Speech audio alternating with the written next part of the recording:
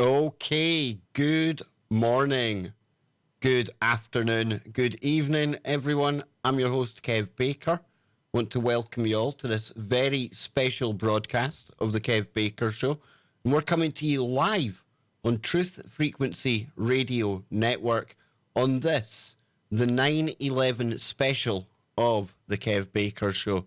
So I want to give everyone a big, huge, warm welcome, whether you're at the home of the KBS show on tfrlive.com or you may be over on YouTube as well. So wherever you are, whenever you are, a massive warm welcome to what is going to be a really big broadcast right here with me and today's guest, because I couldn't possibly do this show alone. We're going to be looking back at that day in September, all the way back in 2001. Seems like a lifetime ago to me, and 18 years has passed. Now, I'm sure all of us that are old enough to remember will know exactly where you were and what you were doing on that fateful day. And I was just sharing with our guest tonight what I was up to that day, and I remember it. It's like it happened last week. That's how vivid a memory it was. And I was working as a security guard at the time. And I was just wandering about, bimbling about with my mind in neutral and passing one of the kind of electrical stores on the retail park. And in the window, I could see all the TVs playing. And I'll honestly tell you that I didn't think anything was going on in the world. I just kind of, my first instinct was, this is a weird time of day for like a B movie, disaster movie to be on. Obviously, I came to find out that I wasn't watching a B movie, disaster film. And those scenes, those images that were replayed again and again and again have helped to sear that day on all of our minds. And I was just talking with Anne earlier today about the fact that when you think about it, the world changed forever 18 years ago today. We lost nearly 3,000 people on the day itself and countless others in the years that continued afterwards, not to mention the endless wars that were fought on the back of this. And then we have people today, 18 and younger, who weren't around. They don't remember anything different than this post-9/11 world. There was the world before 9/11 and there's the world now. And we're going to be getting into that tonight with our very special guest. He's the author of The Octopus of Global Control. He's my good man, Charlie Robinson. Remember, check out his website over at theoctopusofglobalcontrol.com. That's the Octopus of Global Control, all one word.com. He's here with us today. I've been really looking forward to doing a 9/11 special with today's guest, and the time has come. Charlie, how you doing, man? I'm good. It's an awful day to remember what happened, but, Okay, now, Charlie, you need to unmute yourself. Something's happened to you. I think I muted you up there, Charlie. Can you hear me? I can hear you now, man. Hang on. Okay. I think, can you hear me? I can hear you just fine. Excellent. Yeah. Let's go for it then. Let's go for it. I need to reshape your camera because everything went wrong when we connected the call. So people at home, don't worry, Charlie will look proper in a minute. There he goes. There he goes. We're getting there now. There you are, man. Okay, good. I don't look like a reptilian. No, you don't have that reptilian kind of look that you were telling me you've got on your webcam. But yeah, my camera's definitely showing me as a potential possible reptile. Well, dude, it's great to be joined by you today. Yeah. Obviously not the best of circumstances. However, we do have to revisit this topic.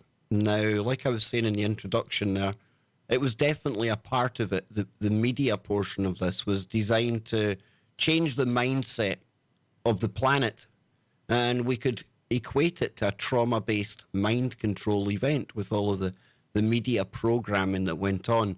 And then year after year, they reinforced that with the TV specials that come on, weeks in advance of the day itself. And those images, it reprograms people into that same frequency.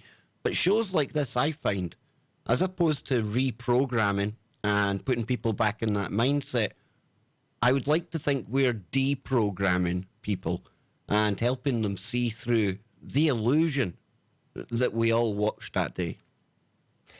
Yeah, it's weird how the mainstream media will tell you, we can't show you certain things because it's too graphic, but they don't have a problem showing you a snuff film of 9/11 over and over again as you see airplanes crashing into buildings. I mean, you know, when I'm on Twitter, sometimes, depending, if someone posts something, it will say, sensitive content, must click this button in order to view it.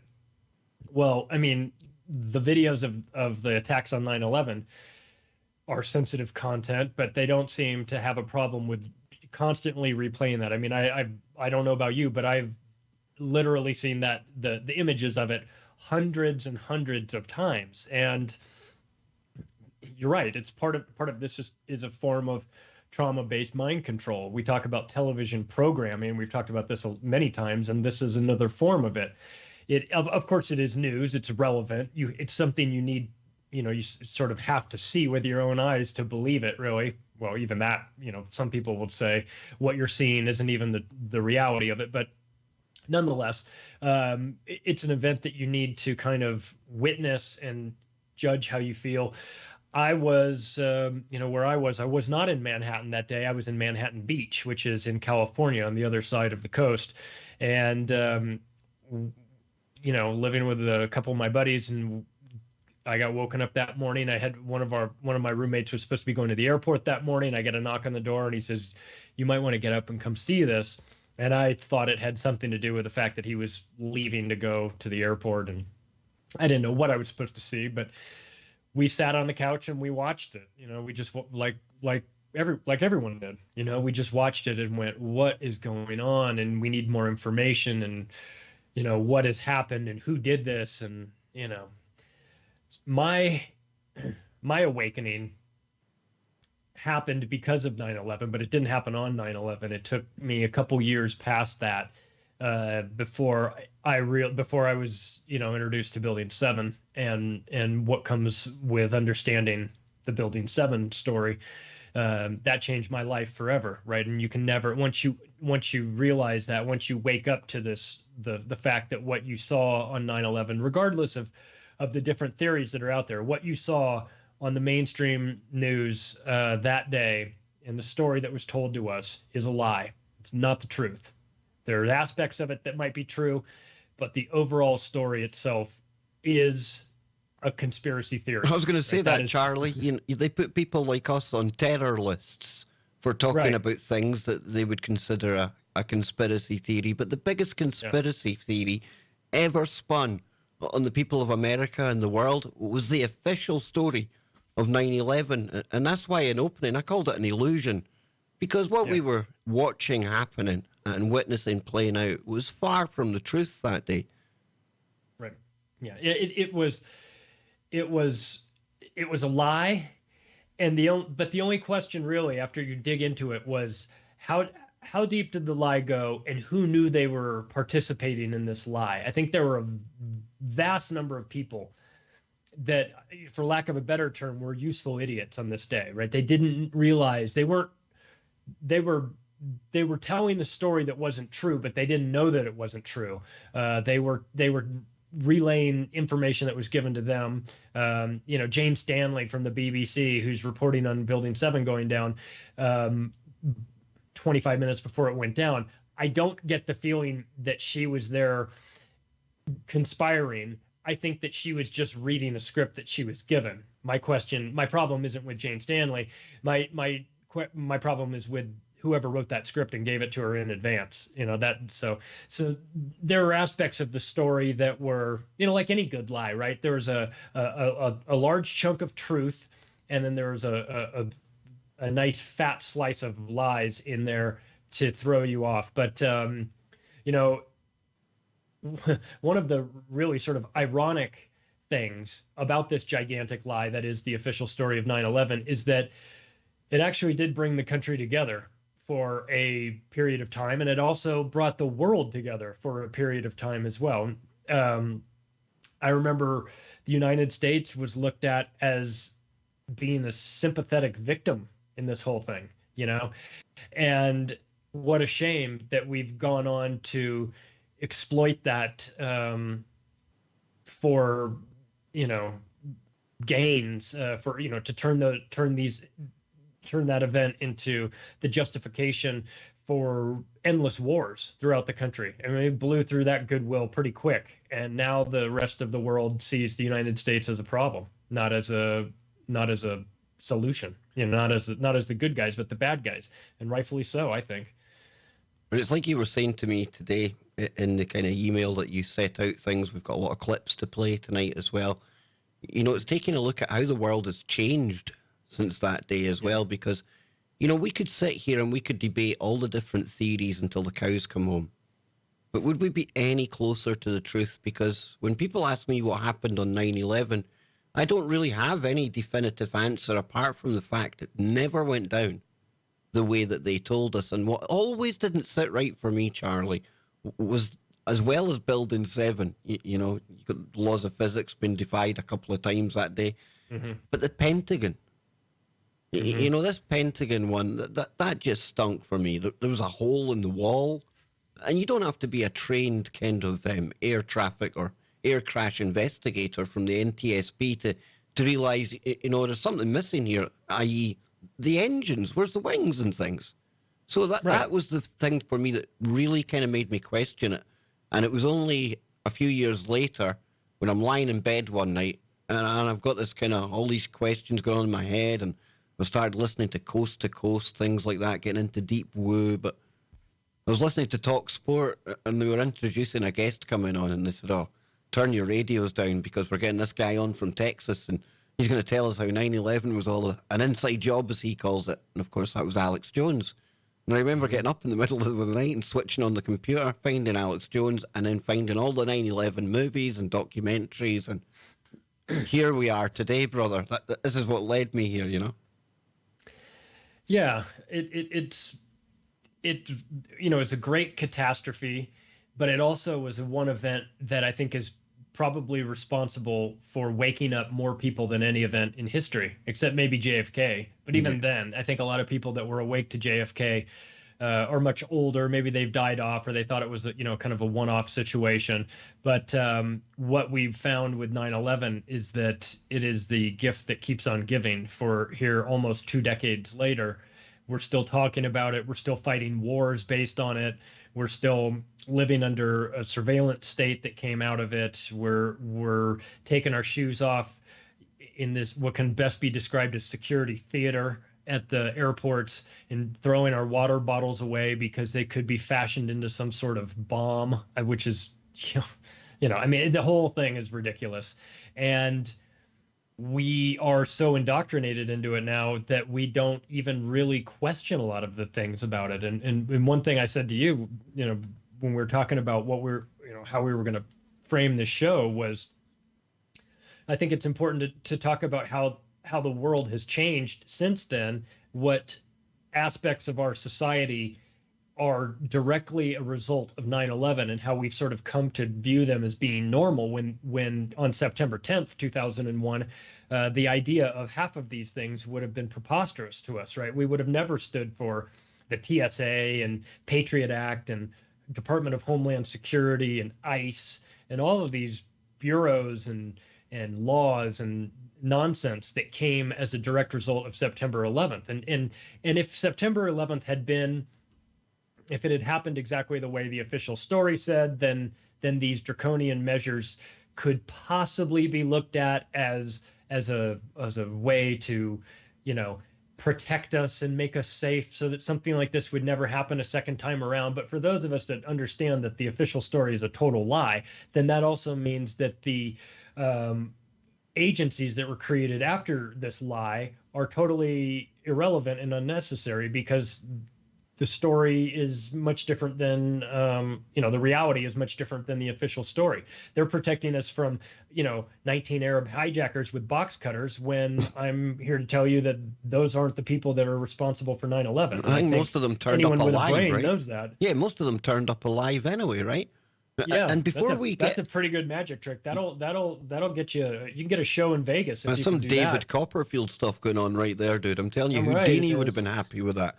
But Yeah. I think even before we look at the agencies and everything that was set up on the back of the event, I think one of the key pieces of evidence that anyone new coming to this really needs to know is the fact that, and this is no conspiracy, folks, not a shred of conspiracy about it.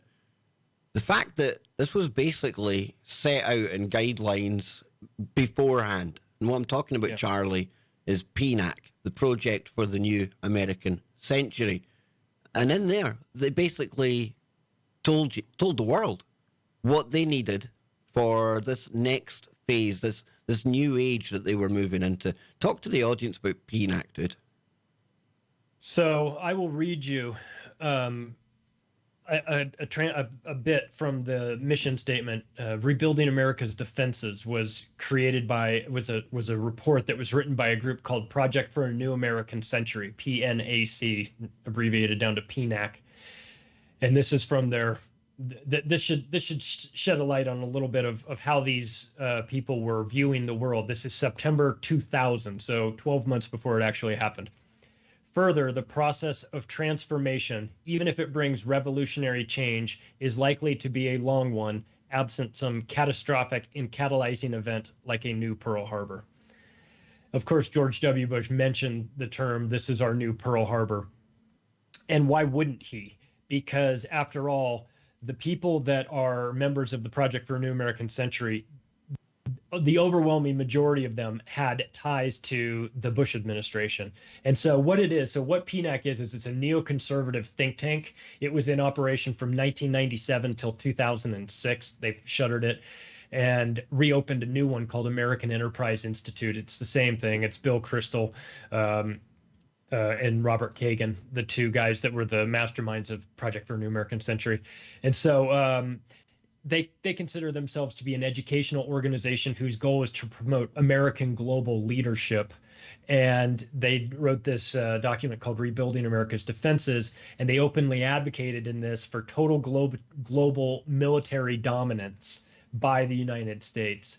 And these members had really high-ranking positions inside the George W. Bush administration. And so I'll read off a couple of the names of guys that were involved. These are names of people that you'll recognize. There's going to be a few of them, so just bear with me. Elliot Abrams. He was a convicted felon for the Iran-Contra. He was funding death squads in Nicaragua, and he's also currently involved in the Venezuela overthrow. This is a perfect guy if you're trying to start a revolution in the United States. Elliot Abrams is your guy because he's an empathy deficient psychopath. So you've got him. He was National Security Council at the time, top advisor to the Middle East, and an alumnus of the Heritage Foundation. Heritage Foundation will play a pretty substantial role in this because most of the people from the Heritage Foundation were also in the Project for a New American Century. It's a hardcore right Republican organization, think tank. So in addition to Elliot Abrams, you have Richard Armitage, who is the Deputy Secretary of State. You have William Bennett. He was co-director of Partnership for a Drug-Free America. They've always got to put those people that are fighting against drugs when they're going to ramp up a situation where they're going to be importing tons of drugs. You got to have that guy on your team. John Bolton, no surprise there. Max Boot, who is a journalist, a hardcore Zionist, Israel firster. You've got Ellen Bork, who is the deputy director of PNAC and also a transatlantic fellow of the German Marshall Fund. And the German Marshall Fund is a think tank that is heavily involved in the current social media censorship too. So you've got a lot of overlap. You don't have to belong to just one think tank. You can obviously be a member of multiple ones. So then you've got Jeb Bush. You have William F. Buckley. You have Frank Carlucci. Frank Carlucci is an interesting guy because he's the chairman of Carlyle Group. And Carlyle Group is sort of like a hedge fund that invests, and they have really high-ranking people on their board of directors, and they work with foreign governments, and they do arms trades and things like that. Yeah, they kind of hand countries the tools to blow themselves back to the Middle Ages, and then they come in and build it up again. That's exactly what they do. And Frank Carlucci was the Secretary of Defense under Ronald Reagan. And he was the deputy director of the CIA, but he's part of PNAC. You've got Dick Cheney, who is, just like a human version of Darth Vader. Thomas Donnelly, who is the director of strategic communications and initiatives for Lockheed Martin, who benefits from massive unending wars in the Middle East. Lockheed Martin, of course, does. They make $1 trillion doing that. Steve Forbes, who is the editor-in-chief of Forbes magazine. Robert Kagan, who's a co-founder of it. You've got Craig Kennedy, who's also was the president of the German Marshall Fund. I know that the German Marshall Fund sounds like it's a German hedge fund or something. It's not. It's an American-led think tank. But anyway, you mean like the House of Windsor sounds like they're an English bunch, but really they're German? I get it. I get it. You got it. You got it. Yeah. Bill Crystal, he's the co-founder of PNAC, and I called him an a-hole in my book, and he deserves it. Scooter Libby, the guy who was he was Dick Cheney's I think he was Dick Cheney's lawyer for a while. He was the chief of staff to Dick Cheney. Ed Meese, Richard Pearl. Richard Pearl is I'm going to read a quote from Richard Pearl in a second. This guy is a psychopath of the highest order. He is a crazy person. He wants to destroy the world for Israel. He's a dual U.S. Israeli citizen, and he is knee-deep in this. I'm telling you right now. He was a Pentagon policy advisor. He's a member of the policy board. He's on the advisory board, the Jewish Institute for National Security Affairs. He was the assistant secretary of defense under Reagan. And by the way, the FBI suspected Pearl of spying for Israel, which of course he probably did. Dan Quayle was a member of PNAC. Donald Rumsfeld, the guy that announced that $2.3 trillion couldn't be accounted for the day before 9/11. Yeah, he's involved in this. He was the Secretary of Defense at the time.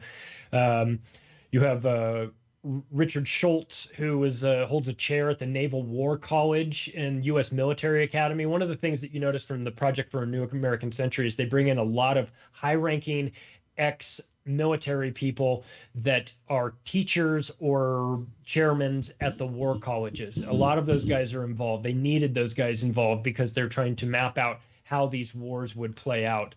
And then you have Barry Watts, who was he was the director of program analysis and evaluation for the Secretary of Defense, and he was a director, or currently is a director, for Northrop Grumman, another arms manufacturing company.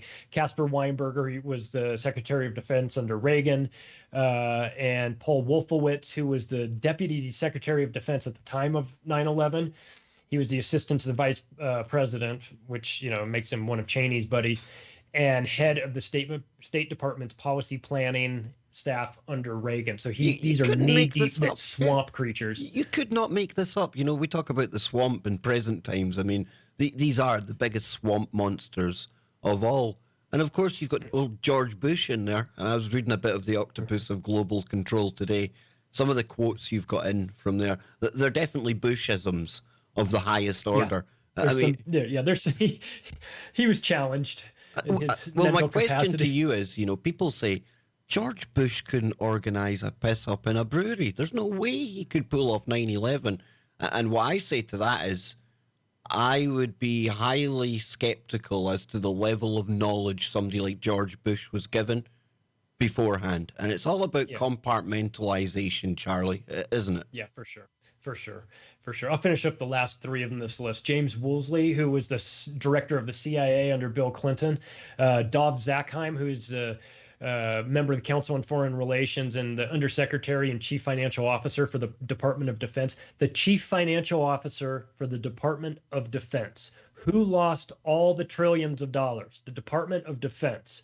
Where did that money go? Dov Zakheim was in charge of it. He is a dual U.S. Israeli citizen. He is a hardcore Zionist. He is involved in this, and he knows where the missing money is. And the last person on this list is Bob Zoellick, who was, he was a Undersecretary of State during George H.W. Bush's administration, and he's involved in this. So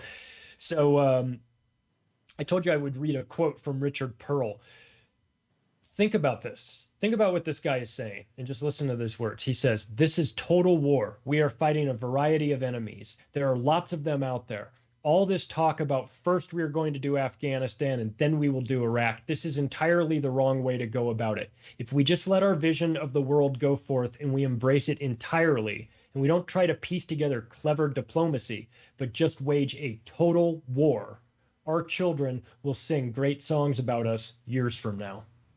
And I mean, we're still in these wars now, Charlie. That's the thing, because there was a list of countries that came out, after 9/11, and this did set off a series of events that it's still playing out today. Yeah. Yeah. We're on the break, if I replace, folks. We're on the break. We'll be back after these short messages. Check out the Octopus of Global Control.com. We will be right back.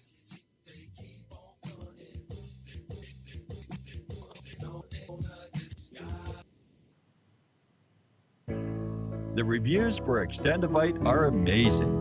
Here are some from Amazon. September 2018. Extendivite works in keeping my blood pressure in the normal range. I've been using Extendivite for many years now. May 2018. Great product. I use... Okay, I'll cut that off there because I don't know, for some reason. And trying to get the guys I'll try and get Charlie to hang up on that call. Yeah, we're still here, folks, on YouTube. Hopefully we can go back to TFR, but something seemed to go pretty weird there on the Skype call. That was a bit bizarre. Try and call Charlie again. Yeah, so obviously, got Charlie Robinson here with us today. Hope you're all enjoying the live stream so far. We'll try and call Charlie back. Let's see. It sounds like Charlie's there somewhere, but I can't. I'm here. Right, Charlie. I'm going to hang up, okay, and I'm going to start my Skype again, all right? Okay. Here we go. Okay. Or you hang up. It's not letting me hang up. See, this is live, kind of live streaming, folks. Anything can happen here.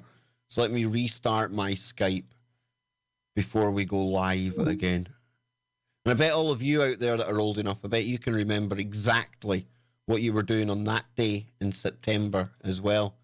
Definitely some form of mind control attached to the media operation that played out round about it.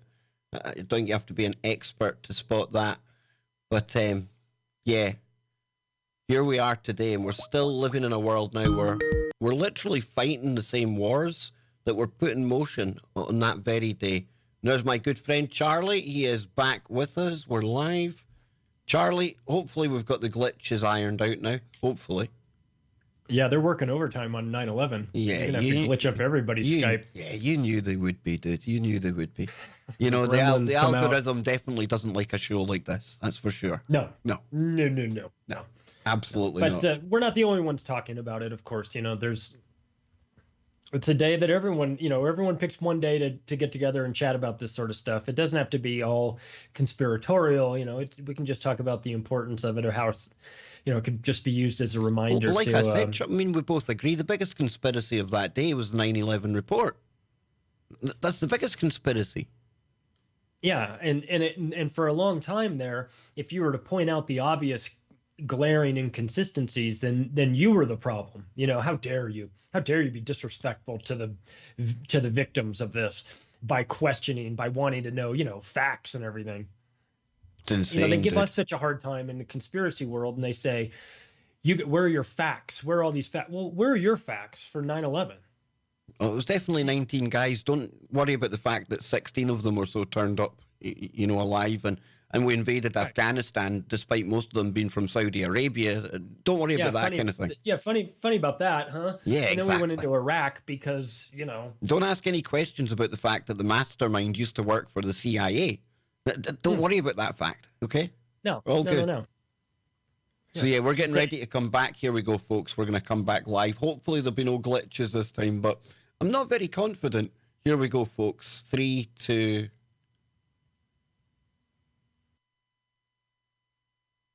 There we go. We are live. You're listening to myself, Kev Baker, right here on Truth Frequency Radio Network. And today I am joined by my good friend, author Charlie Robinson. And we're discussing the anniversary of 9/11. We're getting into all of this there in the first part of the show. We finished up talking about the PNAC document and steering group that really set off a series of events that are still playing out today. 9/11 being the catalyst for what is endless wars, and never forget that Syria is still a part of this jigsaw puzzle that they are trying to put together. So, Charlie, we're still in the midst of this right now. And everything we're seeing playing out around the world, be it the wars, be it the surveillance, be it the lists that were put on, fusion centres, you name it, dude. Even new agencies that have sprung up off the back of this thing. This wasn't a game changer. This was a paradigm changer. Yeah, it changed the whole world. It changed the way we thought about, what was accepted, how we were going to behave, how we were treated by our government. It made everybody a suspect. It used to be, it wasn't perfect before, don't get me wrong. But just as a sort of a funny side story, a couple of years before this, a bunch of friends of mine, we were going from LA to Las Vegas for Halloween. And we were going as a group of sheiks, right? We had these great costumes. My friend worked at Sony Pictures, and we were able to get into the costume department, and we got 6 different costumes, very different, of like authentic chic outfits. And we got on an airplane going from Los Angeles to Las Vegas, dressed as sheiks, and got on the plane, and people thought it was funny, and we thought it was funny, and when we landed, the stewardess came over and said, "I need you guys to just stay here while we deplane everybody else." And I was like, "We're going to jail for sure." And then the captain came walking down, and he said, "Hey, I hear we have some royalty on this plane." And we're like, "Hey, how you doing?" And he says, "You want to come sit in the cockpit and take pictures?" And we're like, "Absolutely." Think about how that would never in a million years fly. Oh, hell no, dude. You'd have like air marshals pinning you to the ground. We wouldn't have even gotten through airport security. But so that is just, in my mind, that was like 2 years before 9/11. And we're just being idiots, doing that. But now, and obviously not being serious about trying to do that. And people thought it was funny. Now, I mean, I think people would have choked us out on the airplane before we even got off the ground if they saw that. And why? Why would they do that?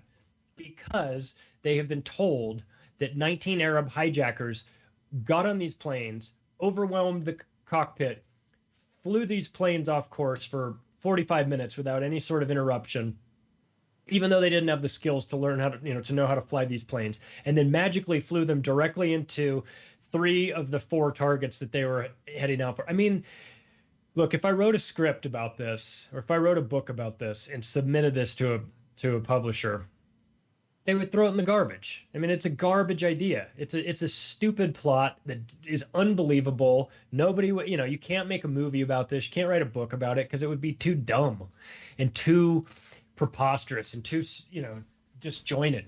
But Charlie, but somehow that's the official story. We're all supposed to just believe it. And if we don't believe it, then we're un-American. I mean, but Charlie, there is a way you could have made your script a little more believable, because you're right. The way it is just now, no director would take it. But then, if you add in the highly believable magic passport, things become different. Take a listen to this, folks. Another development on Saturday, New York officials revealed at a news conference here in the city that a hijacker's passport was found blocks from the World Trade Center crash site, if you can believe that. No other details were given, but the discovery prompted the FBI and police to expand the search area down in Lower Manhattan. Okay, then, the magic passport. And this was the start of a spate of magic identification documents by my kind of reckoning, because it must have been in some kind of a terrorist handbook that when you do something like this, you get your ID made of like fire retardant stuff that nobody's ever heard of. Yes. And then always make sure you make it easy for the authorities to identify you afterwards. Mm-hmm. It's the start of a trend, right? Highly believable magic passports. And I've seen multiple people in both chats saying that was the moment for them. A passport surviving all of that, where everything turned to dust? Really? Mm-hmm. We're meant to believe that? That's Garrett Utley, who was the news reporter giving that report. And if you listen carefully, he says, if you can believe that, because he cannot believe that the words are actually coming out of his mouth. He cannot justify what he's about to say, or what he just said. It is so stupid. And let's just think about what had to happen. Passport in your pocket or in your hand. Let's just say that the terrorist had a box cutter in one hand and a passport in the other hand. in an airplane that goes into a building. The airplane blows up. The building blows up. The jet fuel blows up. The passport flies through the exploding fireball, through the debris, 3 blocks away, and lands in perfectly good shape at the foot of an FBI agent who just happened to find it. I mean, I'm sorry. If you believe this report, you are an idiot of the highest order. There is no other way around. I can't sugarcoat it. You're a moron. And then if you Charlie, believe this story, and nobody does. To make but it they worse, passed it off as real. Like, how little respect do they have for you if they think that you are so stupid? And God, I want to use the F word so bad. I know you do. I know you do, man. That you would believe this story. It's a litmus test to see how dumb people are. Honest to God, that is part of what this is. This has to be, because I mean, these scripts, man, they go from 3 different people have to sign off on it. So somebody had to sign off, and then they hand it to Garrett, and he reads it, and he goes, "You want me to say this? Are you crazy? You want me to say that they found this hijacker's passport?" Not only that, Charlie, but they tend to use that as one of their kind of cornerstones anytime that there is some kind of big event. We had Charlie Hebdo with the magic identification papers there, the passport again. We had a spate of vehicle-borne attacks, magic ID papers, always, surviving the gig. It's ridiculous. And you know what it makes me think of watching that news presenter there? You had 9/11, and of course we needed our own kind of event over here. We had 7/7, and you've got the news that morning. I think it was the BBC where they're interviewing Peter Powers, and basically the guy's like, "So wait a minute, you're telling me that you were running drills for exactly this scenario that happened?" "Oh yes, indeed. Pure coincidence." I mean, come on. The news presenter couldn't even take any more of it. Yeah, that's got to be a tough job. So at some point, I don't think that every person that reads the news is a bad person. I think a lot of them are just like, "Hey, I like big paychecks, and I'll say whatever." But this guy really had to earn his paycheck that day. He had to just swallow his pride and read this, and then he had to he just, for his own sanity, he threw in, "If you can believe that." Because no, we can't believe that. How dare you try to pass that off as actual news? And people wonder why you say that it's fake news. Fake news? You mean fake news like you found a magic passport? Fake news? Because nothing's as fake as that. That is in the Hall of Fame of fake news. Well, hang on though, because we had a few entries into the Hall of Fame that day. And of course, coming from our country, you mentioned it earlier on, what was the infamous BBC clip that they can never take back. And of course, this was a prime example of it being pre-scripted. Somebody had access to the storyline that was unfolding, only they seemed to give it to this lady a little bit early. Now, more on the latest building collapse in New York. You might have heard a few moments ago, I was talking about the Salomon Brothers building collapsing. And indeed it has. Apparently that's only a few hundred yards away from where the World Trade Center towers were. And it seems that this was not a result of a new attack. It was because the building had been weakened during this morning's attacks. We'll probably find out more now about that from our correspondent. That's obviously like on-the-job jargon for like prime for demolition. I'm just saying, weakened before you pull it. Jane Stanley. Jane, what more can you tell us about the Salomon Brothers building and its collapse?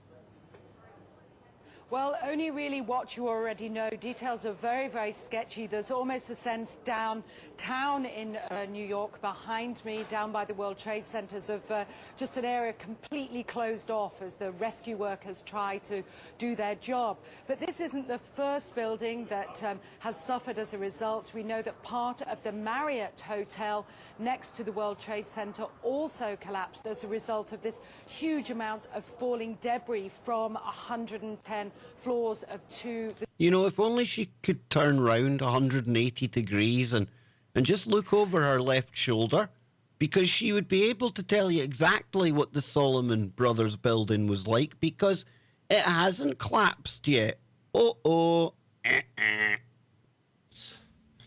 Oopsie. Yeah. So that building that is just over, as you said, just over her shoulder right there, that is World Trade Center 7, otherwise known as the Salomon Brothers building. Somebody got the script a little early. Somebody didn't calculate the time zones correctly. They were off by a couple hours there, or they were off by an hour. Hey, it happens, Charlie. It happens, right? You know, maybe she's just like psychic. Maybe she knew ahead of time what was going to happen. So, you know, this is a problem. Of course, this is not a glitch. This is not this is not an accident. This is not an oversight. It was confusing that day. No. She is announcing an event 25 minutes before it actually happens. And it happens exactly as she announces it, but it hasn't happened yet. So let's think about that. When she talks about it coming down, she's 100% correct. It comes down. And she's right where it is and all that stuff. But it has not happened yet. She cannot know that is going to happen unless somebody knows that it is planned for that to happen. It can't be an organic event. You can't guess that. You can't.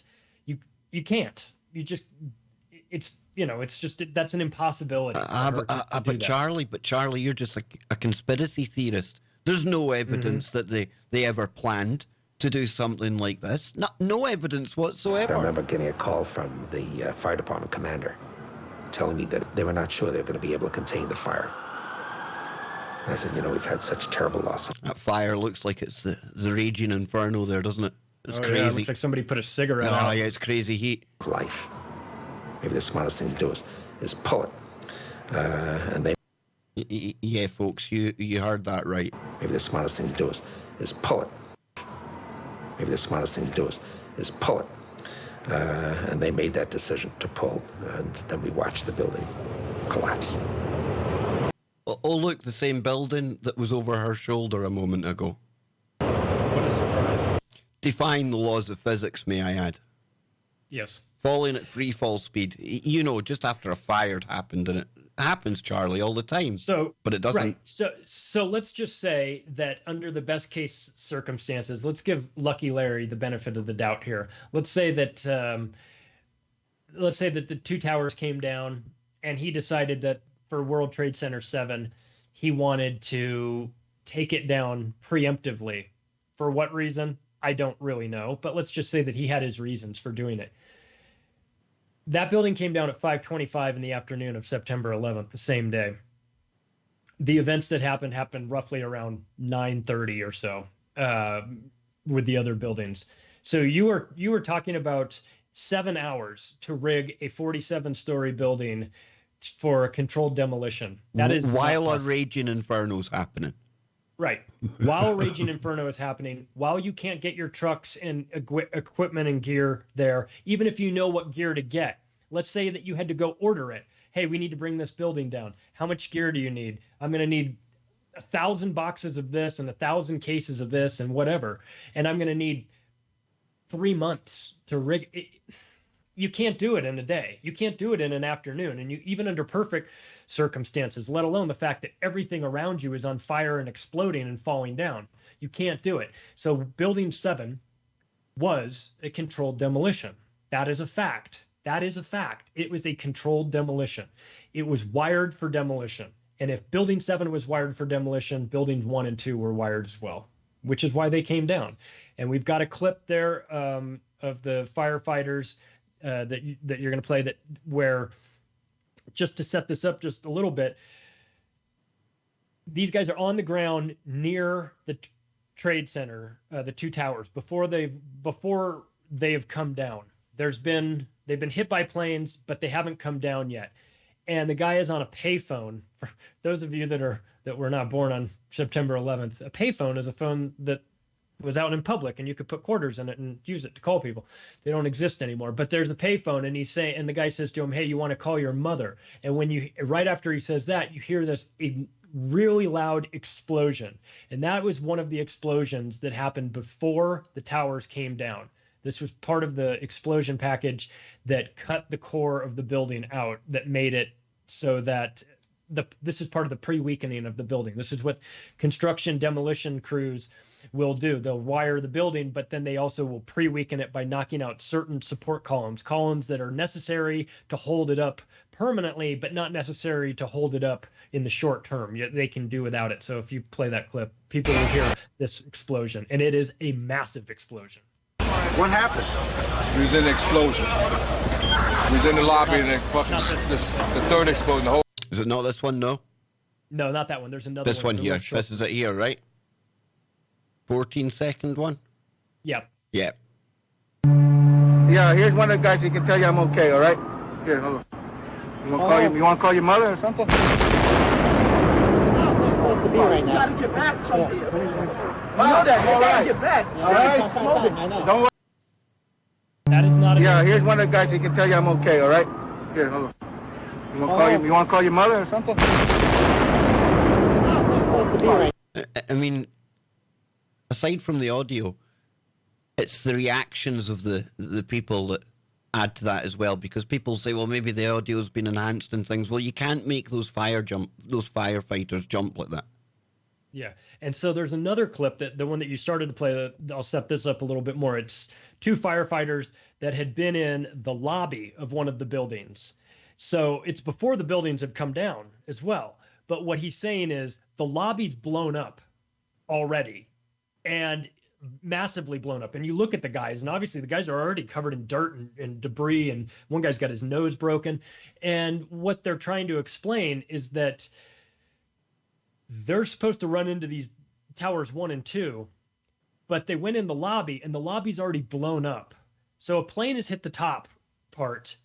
The building has not come down yet, but the lobby is blown to smithereens. So how does an airplane do that?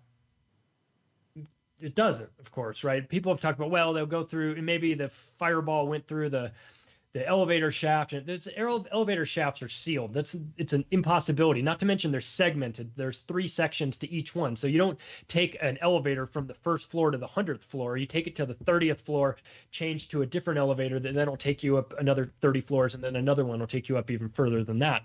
So the elevator shafts aren't even all connected. So that's not possible. But listen to these guys talk about what they saw in there, these two firefighters.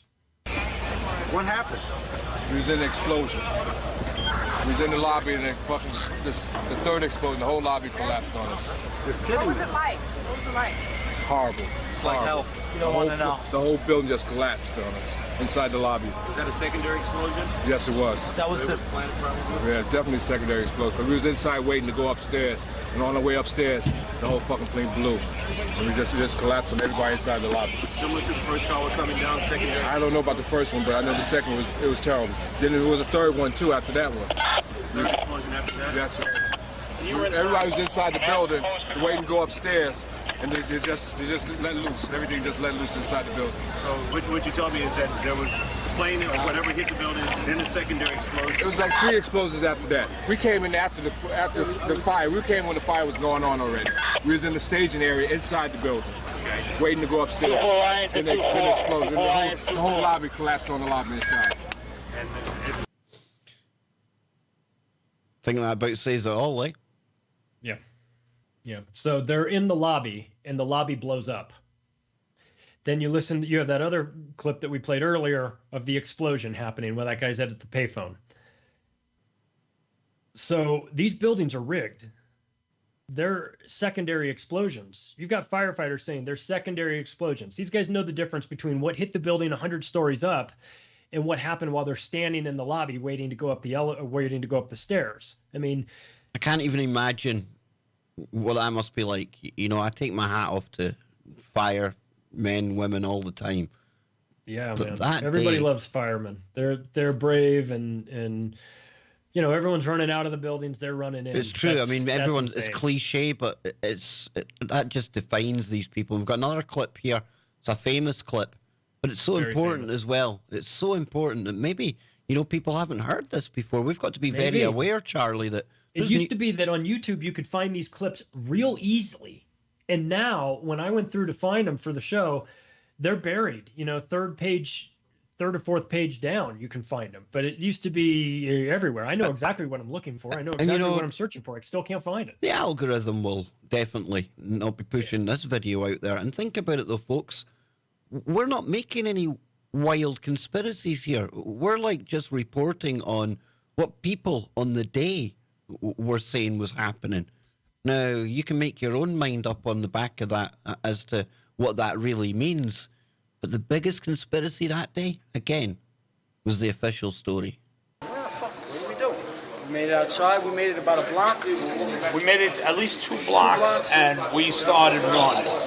Floor by floor, it started popping out. It was if they had detonated. They were planning to take down a building. Boom, boom, boom, boom, boom, boom, boom, boom. All the way down. I was watching it and running. Just ran up West Street. And then you just saw this cloud of shit chasing you down. Couldn't outrun it. West Street. I couldn't outrun it. So what'd you do? I jumped behind a battalion car, I hit under the car, I was waiting to die. Now, obviously, need to apologise for the colourful language, but put yourself in these guys' shoes, folks. If that offends you, then what on earth does it do to you to know that elements of the American government probably were the ones that orchestrated all of this that day, with help from outsiders as well? Yeah. But if that doesn't offend you, and it's words like was used there that offends you, I think people have got their priorities all wrong, Charlie. And that's what's wrong with the world today. Yeah, well, the reason why that guy is talking about how it was blowing out like a demolition is because it was blowing out like a demolition. And these people would know. I mean, they've seen buildings having to be pulled because of fire. Yeah, of course. It's one thing if you're just like the waiter at the restaurant across the street and you're like, I heard a huge explosion and I don't know what it is, or I heard that the lobby blew. These are professional firefighters that have seen some gory things. They've been in burning buildings. They've been through the fire department academy. They're well trained. They know the difference. They know an explosion when they hear one, right? They understand that when they're looking at the building and they're seeing explosions go out floor by floor, they know that that is not a normal reaction. That is not a normal situation for that building. The reason why they know that is because they train over and over again, and they go up into those buildings when they're on fire. They do not go into buildings that are blowing out floor by floor, because that is obviously a building that is coming down. So, people have talked about like, well, I'm not a structural engineer, and I'm not. I'm not an architect. I'm not an engineer. I'm none of those things. But do you really need to be in order to have an opinion on this? Do you need to be, when you see Building 7 come down symmetrical in its own footprint at free fall speed? People have challenged this. They've challenged NIST's assessment of it. And they have, it in fact just came out a couple days ago. Architects and Engineers for 9/11 Truth partnered with the University of Fairbanks, Alaska, and they released a study that had taken 4 years to do. That was a computer simulation model on Building 7, and the results were that it was not caused by office fires. Well, of course it wasn't caused by office fires. You can't do that to a building. There's physics involved. You cannot melt steel with jet fuel that is on fire. The maximum temperature that jet fuel burns at is not hot enough to melt steel. You could have that flame on that building, on that steel girder, from the 9/11 till tomorrow, and it still wouldn't cause it to collapse. It just doesn't do it. This is physics. So the laws of physics had to be suspended on 9/11 for this story, this official story, to be true. And it's just not the case. And I think people are waking up to this. I think that we've got, I don't know if the polls are actually accurate, but the last poll I saw was that over 50% of people do not buy the official story of 9/11. That's pretty good. We're getting almost into the Jeffrey Epstein numbers, right? And it's hard to look for two-thirds don't believe. Yeah, it's hard to look for a positive in amongst all of this. It is, but if there is anything to be taken from it, like you say here, it's maybe caused a whole heap of the American population, as well as the world population, to question, just what's going on in the world. They start at 9/11, but I would imagine that leads many people to shows like this and others like it. And it's the start of the rabbit hole. And like I say, Charlie, it's hard to take a positive from that day 18 years ago. But for me, that's one kind of candle that does burn, on the back of it. Yeah. It single-handedly woke me up to the lies and deception that are happening in the world, through our governments in conjunction with our media and everything else. Our American foreign policy has turned psychopathic from that day on, under the justification that we have to get these people before they get us. We're on the break. We're going to be right back. Don't go anywhere, folks. There we go. It worked perfectly this time. So, yeah, and, just to continue that thought, Charlie, it really pisses me off, the fact that they really did just hide all of this in plain sight. It's one of the shoddiest kind of put together operations when it comes to something like this. And the fact that they hid it in plain sight, and the fact that they just think we're all so stupid. Part of it, I think, was designed to leave enough breadcrumbs out there that it would wake up a mass of people, because people were going to question it. However, at the same time, though, it's just the psychopaths, how they look at the people below them. They've got absolutely no care, absolutely no empathy, no feelings for anything, dude. It's sickening. No respect for us, no respect for humanity or for our wishes, or the fact that, hey, if you're working in a position of government, that means that you're supposed to represent the people that are in high-ranking positions of government in the United States do not give a damn about the people. And look Obviously, at Brexit over here. but still. Look at Brexit over here, dude. A democratic decision, and we know we let you choose what you wanted to do. It wasn't quite as simple as that. You weren't meant to choose to leave, so to hell with the people. Yeah, we thought you were going to make the right choice. You guys made the wrong choice, right? So now we have to say that choice is wrong. We have to prevent it from happening. It's insulting. But it might be the thing that sort of wakes up enough people to, I think if everyone understood that the official lie of 9/11 was that it was a lie, then they would turn on the media, because the media sold that turd to everybody with a straight face. Like, they were telling everybody the truth. And I think a lot of them sort of fell for it too, but clearly not Garrett Utley. He knew he was repeating some grade A BS. And Charlie, it's hard to really pin down what did happen that day. And I'll get your opinion on this, but I think many of the opposing theories that came out in the aftermath, were purposely put out there to cause division and to stop people really, grasping on the main point here, that it was the American government that done this. We shouldn't be arguing over our own personal opinions on how they done it. No planes, space weapons. They want us arguing about that, because in reality, everyone should be reacting to the fact that it happened at all. For sure. Yeah, it doesn't matter if it was dynamite, thermite, nanothermite, directed energy, some exotic technology that we've never seen, real planes, real terrorists, fake terrorists, Honeywell, Boeing, uninterruptible autopilot. There's all these different components that could be what really happened. But none of that really matters as much as the fact that the official story is a lie, and that it wasn't terrorists. It was somebody that had the ability to rig those buildings in advance. And so then you have to ask, who had that ability? And it's actually a little bit easier to figure it out now, because when you look back, you look back as to who benefit, what happened as a result of this. It's always any event, key bono. Always think about that, folks. It doesn't matter what event it is. Kind of project forward. Who's really going to take advantage and benefit from things that are happening? And that's when you start to see the patterns emerging. So we're getting ready to come back to the network now. Check out The Trigger by David Icke. That's his new book, all about 9/11. There it is there. Mine arrives tomorrow. I'm jealous, man. I'm jealous. But yeah, check that out, folks.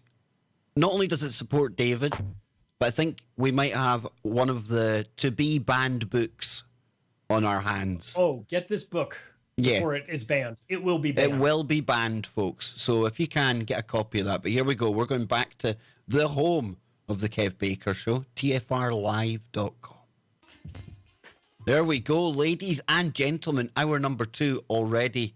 And today we remember that day in September, 18 years ago. Can you believe it? And I imagine if you're the same age as me, or at least you can remember what happened that day, then I would suspect, much like they say everyone of a certain age can remember what they were doing when JFK lost his life, most of us will remember exactly what we were doing in 9/11 back in September 2001. And to help me mark this, I hate to say special date, but this historic date, I've got Charlie Robinson with me. He's the octopus. He's not the octopus, but he's the author of The Octopus of Global Control. You can check out my good friend's website of the same name, The Octopus of Global Control, all one word.com. Check out Charlie Robinson over on Twitter. And he's got The Octopus of Global Control over on Facebook as well. Please follow him because Charlie keeps on top of everything that's going on in the geopolitical world, social credit scoring, and not only that, he's a bit like myself. He likes to do it with a wry smile on his face, and he's got a wicked sense of humour, and that's what I love about him. So, Charlie, we're back. We've got more clips to play, and one of the ones that really stick out in my mind is about a bunch of dudes, or a bunch of students, who seem to have some kind of purpose on the morning of 9/11, or at least it's almost like they knew what was about to happen. So let's take a listen to this clip here. And at that point, we were taken for another round of questioning, this time related to our allegedly being members of Mossad. The fact of the matter is, we are coming from a country that experiences terror daily. Our purpose was to document the event. The 5 Israelis were detained for 10 weeks and finally deported on immigration violations after the FBI cleared them of any involvement in 9/11. Yeah, the dancing Israelis. Charlie, talk to us about them. The FBI cleared them. The FBI, who was run by Robert Mueller, who was installed as the FBI director 7 days before 9/11. These are what is known as the dancing Israelis. They worked for a company called Urban Moving Systems, which is a front organization by the Mossad that was run by a guy named Dominic Suter. All these guys were dragged in. Their vans were searched. So first of all, what happened was that when the explosion happened in New Jersey across the river, a lady heard it, looked out the window, and saw these guys on top of a van high-fiving and celebrating and dancing around after the first plane hit the tower. They had a tripod set up and they were filming the event. So the obvious question is, how do you know there's an event to be filmed? And why were you there to document the event? Well, maybe they had foreknowledge of it. Of course they had foreknowledge of it. These guys were taken away, they were questioned, and they were let out of jail by what's his name? The guy that was Michael Chertoff, the director of Homeland Security at the time, made the call on sending the dancing Israelis back to Israel, which is probably not too surprising when you realize that, once again, Michael Chertoff, dual Israeli-U.S. citizen. And the same guy that made millions from the body scanners that came on the back of 9/11. How convenient.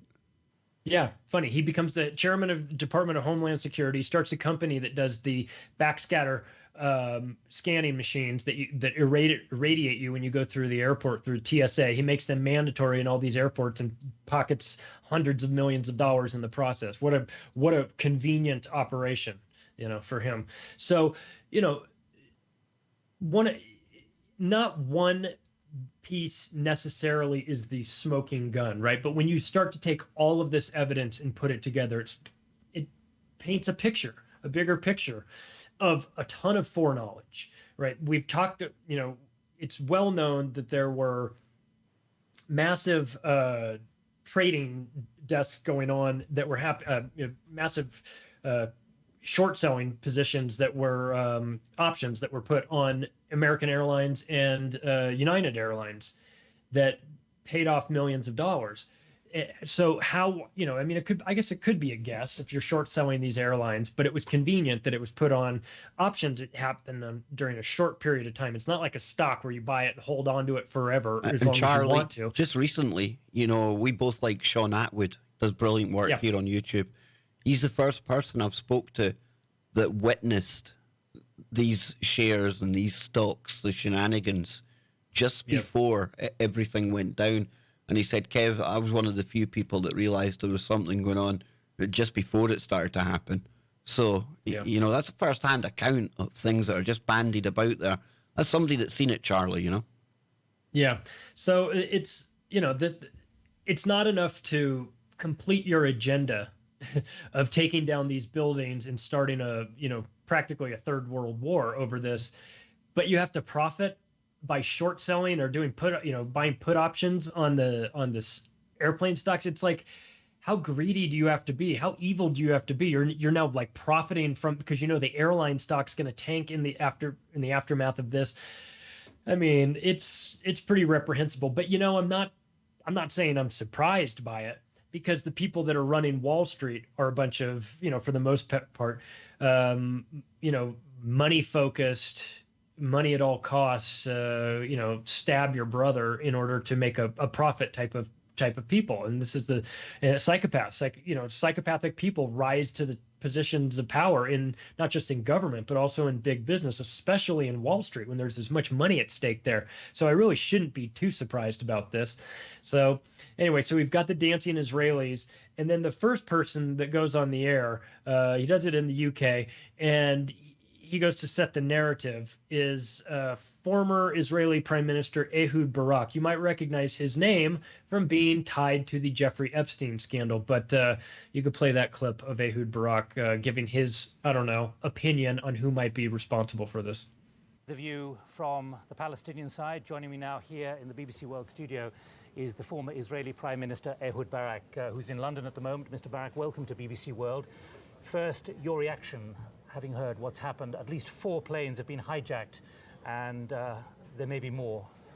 The world will not be the same from today on. It's an attack against our whole civilization. I don't know who is responsible. I believe we will know in 12 hours. If it is a kind of bin Laden organization, and even if it's something else, I believe that this is the time to deploy a globally concerted effort led by the United States, the UK, Europe, and Russia against all sources of terror. The same kind of struggle that our forefathers launched against the piracy on the high seas. So is he saying like a launch war on all of Israel's enemies? I mean, all these places of terror? It's funny. He volunteered the United States, Great Britain, and Russia to do that, but he didn't mention Israel. And not only that, but he also, you know, predicted it would take 12 hours for what it then took him like 0.12 of a second to connect the bin Laden family. I don't want to say that it's bin Laden, but I think it'll probably take 12 hours before we determine that bin Laden did it. And I remember hearing that guy's name that day. Yeah, I remember hearing his name that day. And they're talking about this dude like everyone knew about him, this mastermind in the terror world. And I'm thinking, I've never heard of this cat. And that's, you know, thinking back now, Charlie, that should have been a red flag. It should have been a red flag. And what should have also been a red flag is that L. Paul Bremer goes on MSNBC instead of being in the towers, which is where he should have been, which is where he worked, and he should have been there at Marsh and McLennan, but he didn't go to Marsh and McLennan. He went to the NBC studios to give this report while everybody in his office died. We want to turn now to a guest who is joining us in the studio. It's Paul Bremer.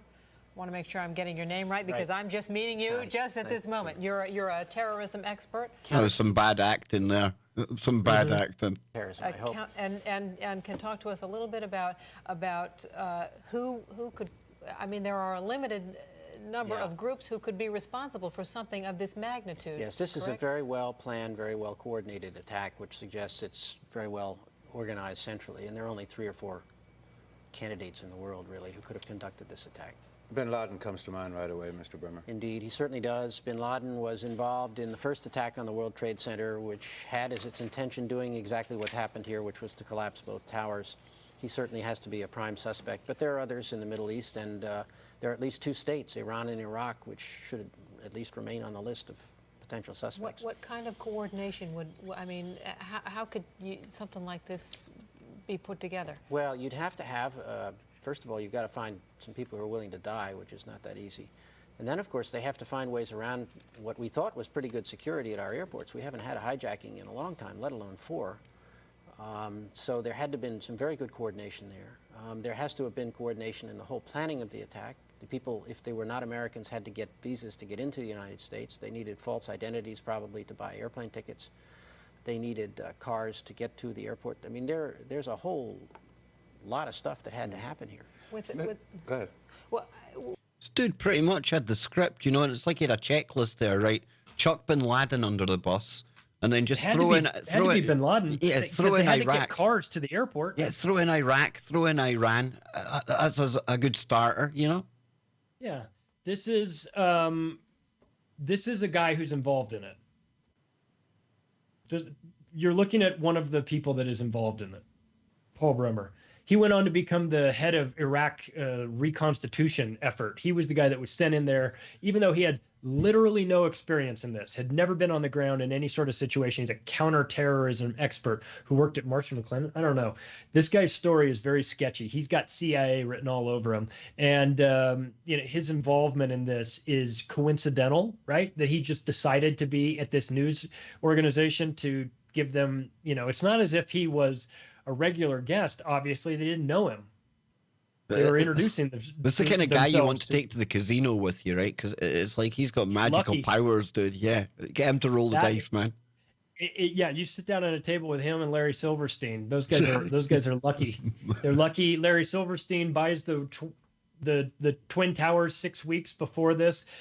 Has the foresight to get insurance specific to terrorism. And didn't he give Bush the job, the head of the security in the towers as well? Marvin Bush's company was put in charge of the security, which is why the security failed. Which is what a coincidence. He has breakfast every morning at Windows on the World at the top of the Trade Center, but he just happened to not be there that morning because he had a dermatology appointment that his wife scheduled for him. And if you listen to his explanations in these interviews over and over again, he is not very good at lying. He has a lot of tells. He's clearly not telling the truth about this.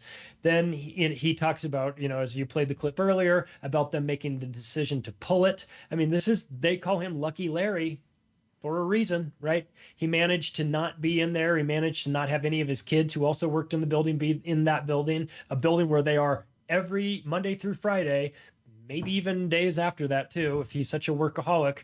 But they picked that one day to magically not be there and not get all wiped out. What a coincidence, right? I mean, I suppose it could happen, but when you take that and then you take his insurance settlements, you take the fact that he put 3% down on this whole building, he only put $150-something million down on it and cashed out, I think what was the final total, over $5 billion in insurance payments. It's a hell of a return for 6 weeks of owning the site. And now he's got the new one, the new One World Trade Center. One World. Get it? Wink, wink. One World Trade Center. It's insane, dude. It truly is insane. And, let me ask you, as an American, before 9/11, I mean, the world was a different place. And for you, how does 9/11, pre-9/11, compare to now, 18 years later? Well, it's been a slow, I would say, a David Icke style totalitarian tiptoe towards the erosion of our rights. Privacy, security, upgraded security. I would say nonsensical upgraded security. Things like taking your shoes off before you to go through the airport scanners. All this stuff is nonsense. Because of Richard Reeb, the shoe bomber, a guy who had an IQ of 70, who couldn't, on a really good day, couldn't plot to book dinner reservations at the Olive Garden if he tried. The guy he's right up there with the underwear bomber, dude.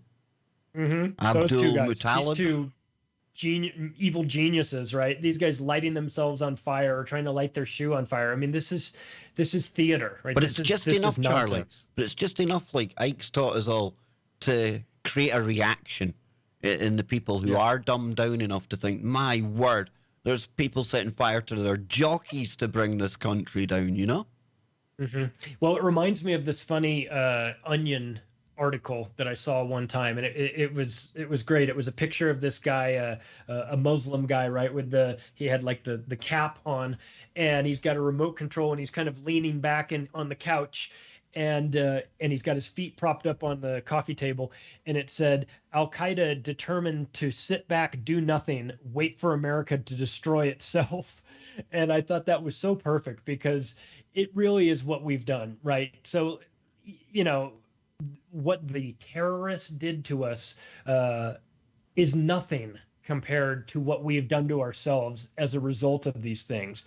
The elimination of freedom through the creation of the Department of Homeland Security, the passing of the Patriot Act, the NDAA, the creation of TSA, the creation of ICE, you know, all these agencies, people that are younger just assumed that they were always there. And right? that whole Patriot Act, right? That's like something out of Orwell. It's like, it's nothing patriot about it. It's about putting Americans onto watch lists and treating them like terrorists. That's exactly what it is. And not only that, it was written, so it was signed into law on October 26th of 2001. So wait.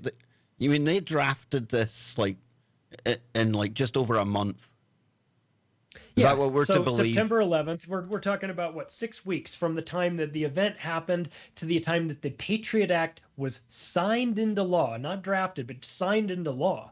So what it does is it greatly reduced the restrictions that were placed on law enforcement agencies that gave them the ability to search telephones, email communications, medical, financial, and all sorts of records. It eased the restrictions on the foreign intelligence gathering within the United States and expanded, the Secretary of Treasury's authority to regulate financial transactions. Remember, they were trying to dig into this, saying, who could have financed this operation? We have to figure out who's financing terrorism. So we've got to dig into all of your financial records. We have to make your financial records more opaque, or more clear, transparent, so that you can see, so that we can see what's going on, because after all, you might be a terrorist. So this is one of the things that's changed a lot since 9/11, is that the assumption that everyone might be a terrorist is now a real thing. If you say the wrong thing on social media, or you do the wrong thing, or everyone's extra jumpy saying, well, I thought this guy could be a terrorist, and I'm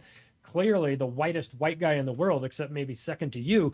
And, we don't get harassed that bad. But think about if you're Middle Eastern and you're trying to go, you're just a normal person going through the airport, and you have not just the TSA, which is a band of morons in and of itself, but then you've got all the other passengers taking a look at you to make sure that you don't, just decide you're going to pull a box cutter out. I mean, it must have been horrifying for them to be singled out under the pretense that they even may if it or was may not true, be a Charlie. terrorist. Even if it was true, right? Even if it was true, let's right. suspend our kind of reality for a moment and say it was true. 19 of them box cutters, just like we were told.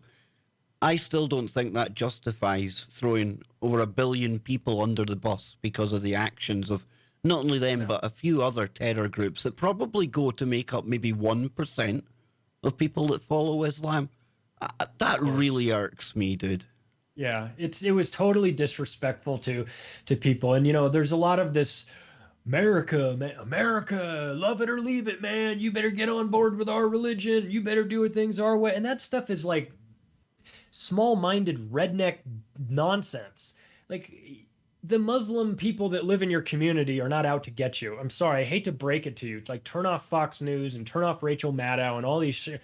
Like, they don't care about you. Don't flatter yourself into thinking that the Muslim people down the street give a damn about you to the point where they're going to try and come in and hold you to Sharia law. I mean, Charlie, all this stuff it's is like made up. When you look at serial killers, right? I mean, statistically, middle-aged white males, okay? Does that mean every time we bump into somebody that fits that category, we're all running and hiding because they might be a serial killer? That's ludicrous. No, of course it's not. That's how I look at it. It's crazy, dude. Yeah, it is crazy. It's crazy. It's crazy. But to do 9/11 was designed to do that because they wanted this clash of civilizations. They want people to think this. They need it. You need to do this in order to, Adolf Hitler did this as well back in the World War II. He would demonize a group and make them and call them things like subhumans or rodents or insects or things like that, because the first step is that you have to condition your troops to see the enemy as being something other than human, because if you see them as human beings, then it's harder to kill them, right? And this happened with the demonization of the Muslim community as well. You had to show them in order to get America to think of them as less than human, and the troops, especially once they went over there, to think of them as savages and Stone Age people in Afghanistan, and then just a bunch of car bomb making terrorists in Iraq that are skipping their lunch break so that they can come up with more devious ideas on how to take down the United States. You know what does make terrorists? The war on terror. You know, all that thing's called collateral damage. We just use that term, be it the media, be it the general public as well. We're talking about people like me, Charlie, you, your family. And can we be surprised when maybe the males in the family get a bit pissed at that when they're growing up? I don't think we can really be surprised when maybe they decide to take up arms. And of course, all that is part of this as well, because they want this endless cycle, right? For sure. And that's why I mentioned that in the Project for a New American Century, some of the guys that you have in there are high-ranking people at the arms industry, because that makes sense, right? They're going to make a fortune on this. They really don't care who's buying, their weapons, because they know both sides will be buying their weapons. It's important for them to keep this going. The war, there's that George Orwell quote: "The war is not meant to be won; it's meant to be endless." Right, and that is what we've got. And if you have consultants and arms industry people or generals that know that the minute they get out of the military, they're going to have a job as on the board of directors of Lockheed Martin or one of these Raytheon or one of these military contractors, they're going to push for war. They're going to push for war while they're in the military. They're going to push for war once they get out of it. They will be generously rewarded, because the military budget in the United States now is closing in on $1 trillion a year and going up every single year. And so there's plenty of money to float around through there. And you've got, and not even just the arms manufacturers, but these ancillary companies like Halliburton and Bechtel. And don't forget that Dick Cheney was the CEO of Halliburton before he became the vice president. And then who got no bid contracts to build the camps in Iraq and Afghanistan? Halliburton, of course. And who killed 17 people by faulty electricity in the showers? Halliburton. Halliburton has killed more people in the showers than, damn near they're second only to the Nazis, right? So this is what you get. You get insanity, you get chaos, it goes on for years and years. And like you said, people in Iraq had nothing to do with us. They don't care about us. They didn't give a damn about us until we invaded them and killed their families. And now guess what? They weren't terrorists before, but you better believe they don't have a problem with being terrorists now, and with good reason. You killed their entire family. What do you expect somebody to do? And I think it's important for people outside of the United States that are watching this or listening to this to understand that not everybody in the United States was rah, gung-ho, let's go to war, let's go to Afghanistan, kill these people, let's go to Iraq and kill these people. There were a lot of us that were saying, this is insane. We don't need to do this, and I know George H.W. Bush has famously said, I'm not one that apologizes. I'm not the type of guy who ever apologizes for the United States. Well, somebody should, because our behavior around the world has been reprehensible. It's embarrassing. And I'm here to say that not all of the people in the United States are on board with this. A lot of us are very sorry and hurt and disgusted with what has happened in the wake of 9/11, how we could take this and use it as a blueprint and an excuse to kill millions of people around the world. It's just unexcusable. And the people that are running the United States government do not represent the majority of the people that are living in the United States. We want nothing to do with those people. They do not represent us. We think they're awful, and we think these wars are awful as well. And this government over here is just as guilty. They're up to their knees in this as well. You've got Tony Blair. Yeah. You know, he was working George Bush like a puppet, so he was. You know, part of me wonders, you know, how influential the Brits were in this, because what a perfect kind of superpower to hide behind in America as they get America to do their bidding out in the Middle East. And I remember when I was in the army, it was in between the first Gulf War and then the after 9/11 stuff that happened. And, you know, people were well aware of why we were fighting wars in the Middle East. These are just men and women like me and you. They're not part of this bigger agenda. We'll be back after the break. Don't go anywhere. There we go. One segment to go already, dude. It's flying by. So where do you want to go when we come back, Charlie? And, of course, obviously, we've only got about 200-odd people listening into us right now, so, you know. Yeah, well, we'll go into, I think we should go into a little bit of an explanation of the details of the Department of Homeland Security and what came of that and who, you know, how many people are employed by that and what that means. Because this is something that, you know, Adolf Hitler talked about, taking this back to Adolf Hitler again. There are a lot of similarities, to be honest with you. And you got to remember with Paperclip, a lot of the ideas, it shifted. It wasn't just NASA, you know, it shifted that whole ideology over. For sure.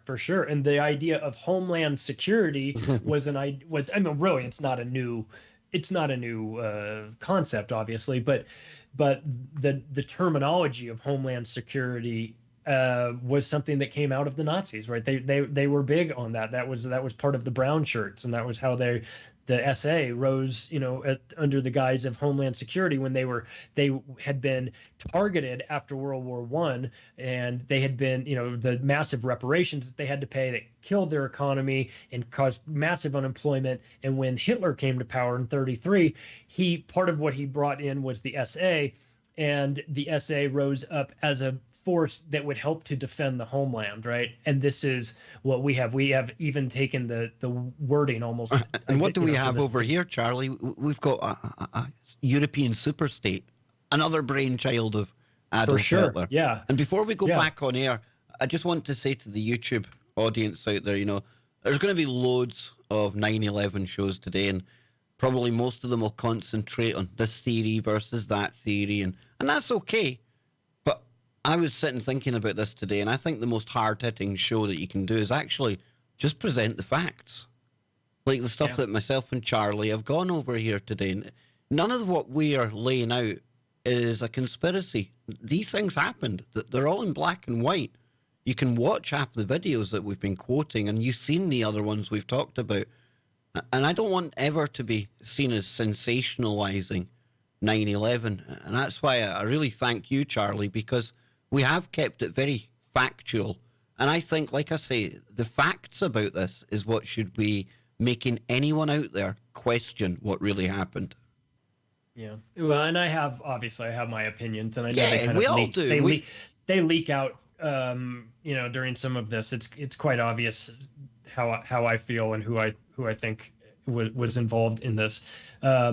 But that's not just because I woke up one day with an agenda to say, oh, let's demonize these people. This is where the evidence has led me, you know, and this is where the evidence has led a lot of people. And I think that people that have taken a more than just a cursory look at this have determined that at the bare minimum, the official story is a lie. I think we can all agree on that.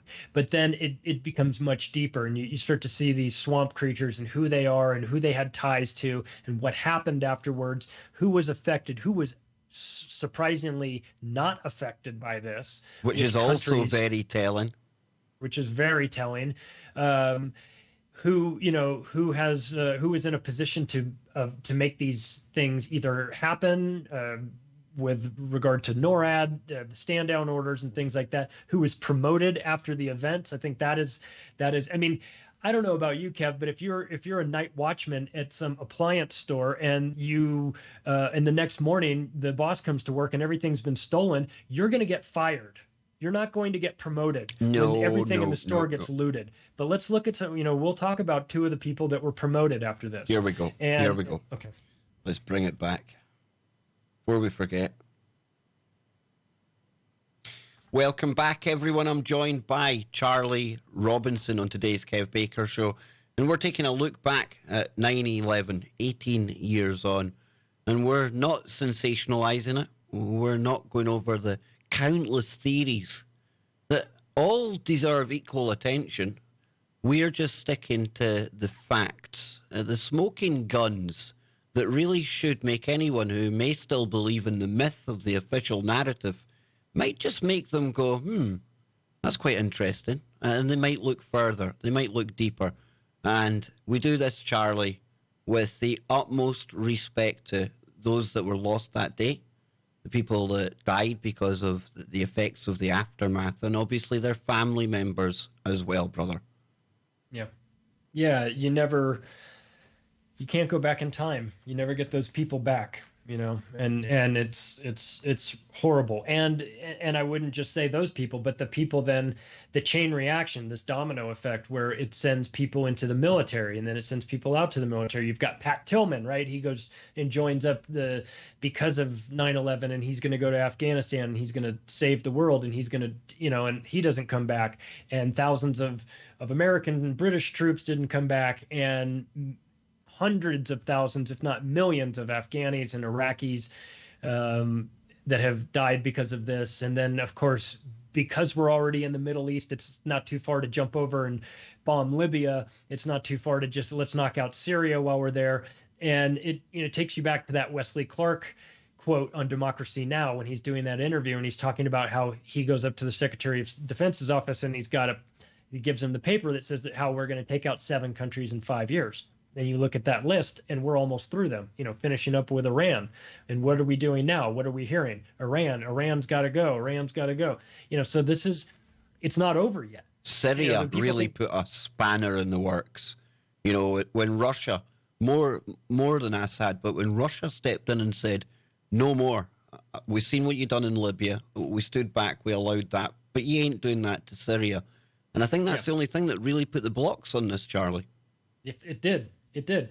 Russia is the boogeyman here in the United States, and in part because nobody's scared of Al Qaeda anymore, right? Yeah. And they're confused. Is it ISIS? Oh, wait, are we funding them? Like we're funding them in Syria? Are they? So it's ISIS again. Nobody knows what's going on, right? So they're like, forget all that stuff. These ISIS, ISIL, Daesh, all these Al-Qaeda. groups.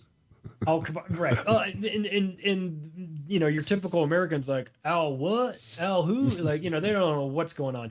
It's just simpler if we just change the boogeyman and make it Russia, because everybody knows who Russia is. So now everything is Russia's fault. Rachel Maddow tells you that Russia might turn off the power in North Dakota and then you will freeze to death. I mean. But it's all right, Charlie. It's okay because, Russia works. It worked for the whole Soviet era, so we can use that again. And not only that, you shouldn't be worried because you've got Homeland Security now to look after you all, right? True. So in the aftermath of 9/11, the Department of Homeland Security was created. And this is an agency that now oversees all of the other agencies. They have 22 different government agencies are under the umbrella of the Department of Homeland Security. And they have sucked up $600 billion since they've been in operation. Well, actually more than that, but that's just on the federal level. If you calculate state and local governments and the amount of money that they spend on Homeland Security, it works out to about $70 million per week, every week for the last 18 years or so since DHS has been put in place. So what it does is, so the idea of the Department of Homeland Security is to kind of work in the civilian space to protect the United States from within, right? So it's to prepare and prevent and respond to domestic emergencies, specifically terrorism.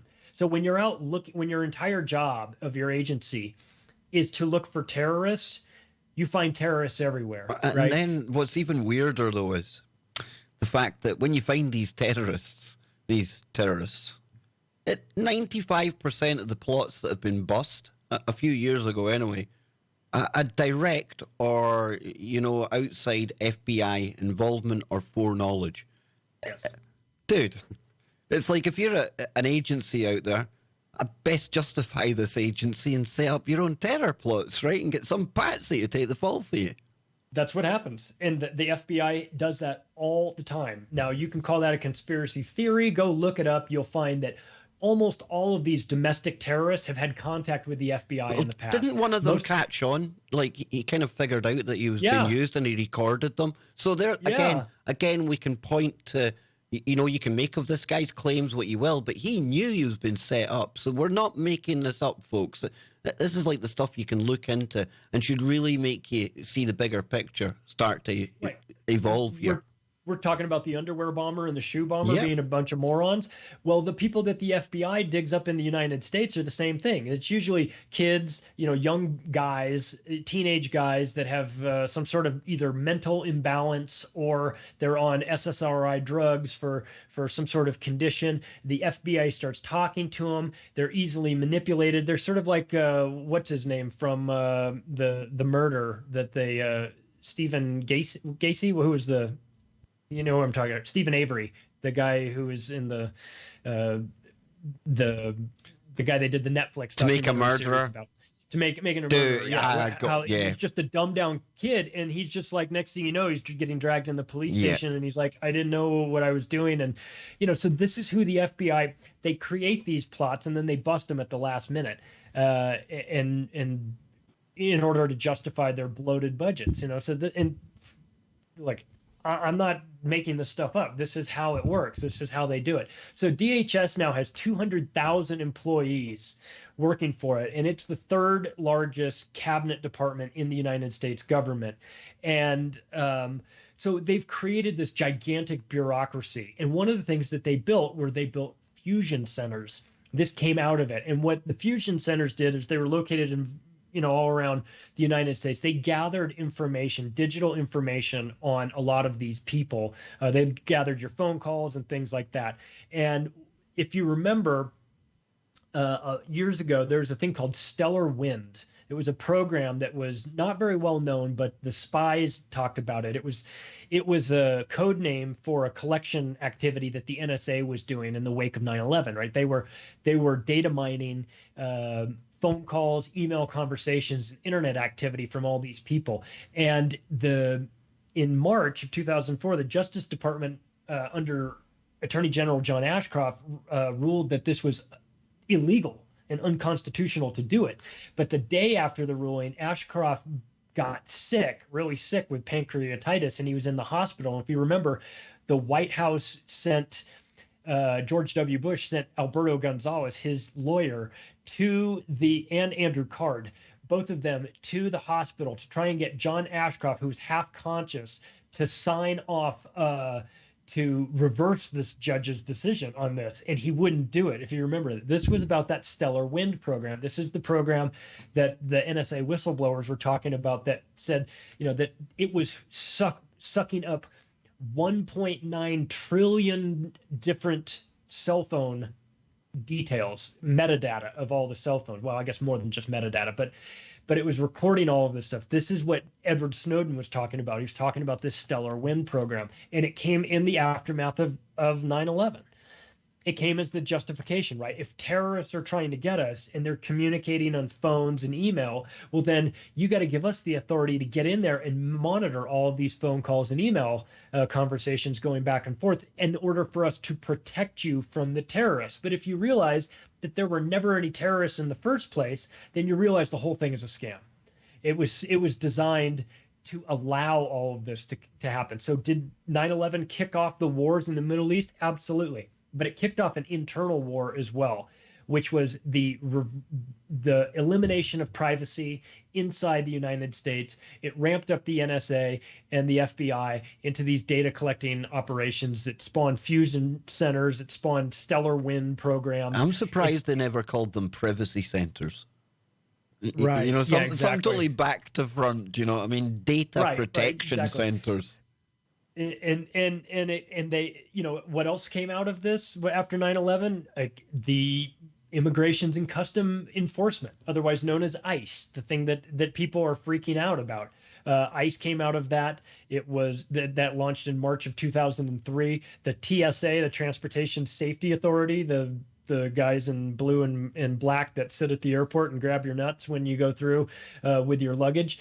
Those are the people that came out of this, and that we have spent literally hundreds of billions of dollars on the TSA. And how many terrorists have they captured? Zero. They're not doing that. They're about as much use as a chocolate fire guard.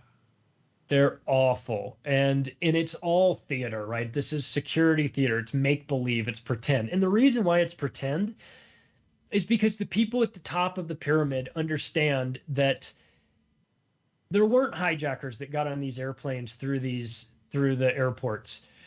I mean, if there were, where's the security camera footage of it, right? ICTS, the company that was in charge of monitoring all of the security at all these airports, what happened to their cameras?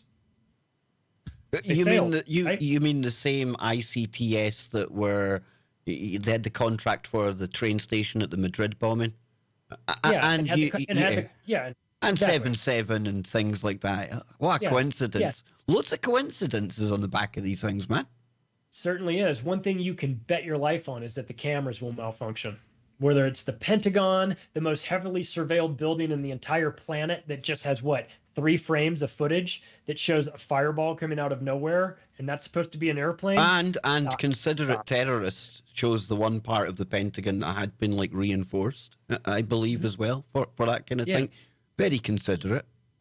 Yeah. So there's all of these things, and people, there's a lot of glaring evidence that shows that this was not as it appears to be, but there's also a ton of circumstantial evidence too. And if you put enough of that together, it creates problems. I mean, what about the image of Donald Rumsfeld out on the grass in front of the Pentagon helping to pick up debris?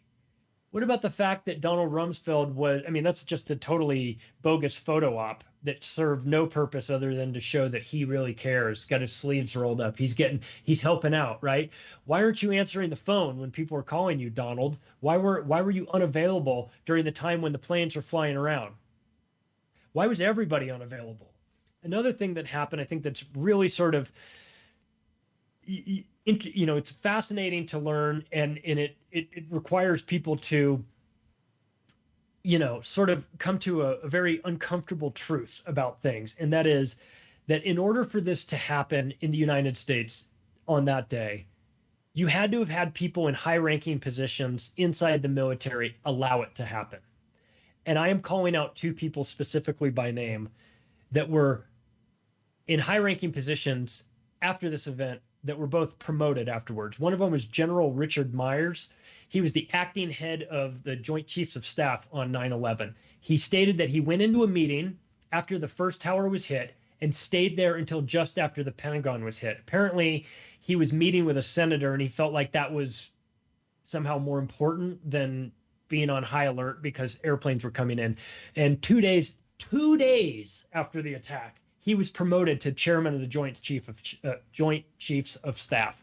That is a very high promotion. Second guy was General Ralph Eberhart. He was in charge of NORAD on 9/11, and that Cheyenne Mountain Operations Center. What they do is they maintain up to the second information on planes in United States. And they have a Stargate.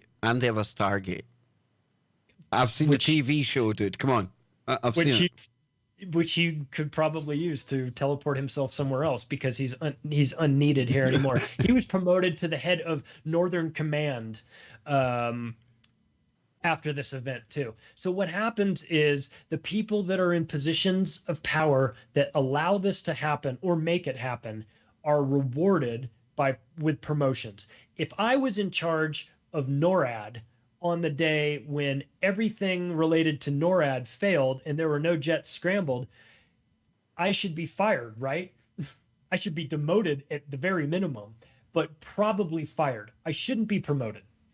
And if I'm the acting, think about it. That's like the guys. That's like the guys that were meant to be watching Epstein, getting their own prison governorship at the next round of promotions, right? They get given a prison each. They're the bosses now. what would that tell you? That would tell you that somebody above them considered their actions to be a good thing and not a bad thing, because you promote good things and you do not promote bad things. So if the guard that fell asleep when Epstein was getting his head caved in by some guy, if that guy now becomes the head of the prison, then you know that there's a problem, right? You know that whoever put that guy in that position is rewarding him for his participation or lack of participation in that case in that event, so that it could go off as planned. And when you see these two generals getting rewarded with promotions, it is not out of, it's not difficult for you to connect the dots to think that maybe they were promoted because of their incompetence, right? This is gross incompetence. These guys should have been drummed out of the military immediately. It's only incompetence from our perspective. Right. From the people who run this kind of thing, they've done the perfect job that day. So for those saying that the United States government didn't have a hand in this, well, then I ask you, if the people at the top of the United States government did not have a hand in 9/11 and they did not want it to happen, why did they promote the two guys that could have stopped it, that didn't stop it? Because they were doing their jobs. These are generals that were told what to do. I think that if you were to take everybody that's involved in 9/11 and hold them accountable, I think General Richard Myers and General Ralph Eberhart should be hung first, because they allowed this to happen and they know it. And I think the world that digs into it will know it as well. These guys are traitors. Absolutely, dude. And, before we finish up tonight, how about we take a little look at the mastermind behind all of this? The dude in the cave, Mr. Bin Laden himself. I mean, the ties between the Bin Laden family and the Bushes. We've got the fact that at one point, a very infamous photograph out there, I'll dig it up in a second, where he stood beside the big new Brzezinski. Now, he's taking a big arms shipment at the time, and he was like Bonnie Prince Charlie of his time. He was a big hero, big freedom fighter. Why? Yeah. Because he was taking on the other boogeyman at the time, Russia. And he was basically trying to take Russia or create Russia's Vietnam for them while working for the CIA. I mean, Bin Laden was Tim Osman, and Tim Osman was an asset. For sure. So the guy that they pinned 9/11 on, Osama bin Laden, just happened to be a CIA asset named Tim Osman. So people don't realize, if they think about that for a second.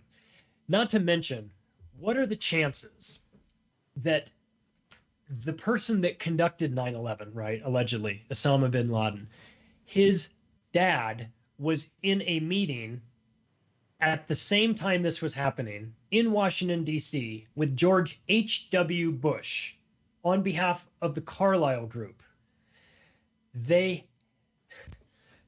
George W. Bush is the president. Osama bin Laden is the terrorist. Both of their dads were in a meeting together at the same time on 9/11 in Washington, D.C. Think about how impossible that would be if this was an organic event. It can't happen, guys. It cannot happen this way. No. These people are all working together. This is a gigantic fraud. It was a lie. Osama bin Laden didn't have anything to do with 9/11.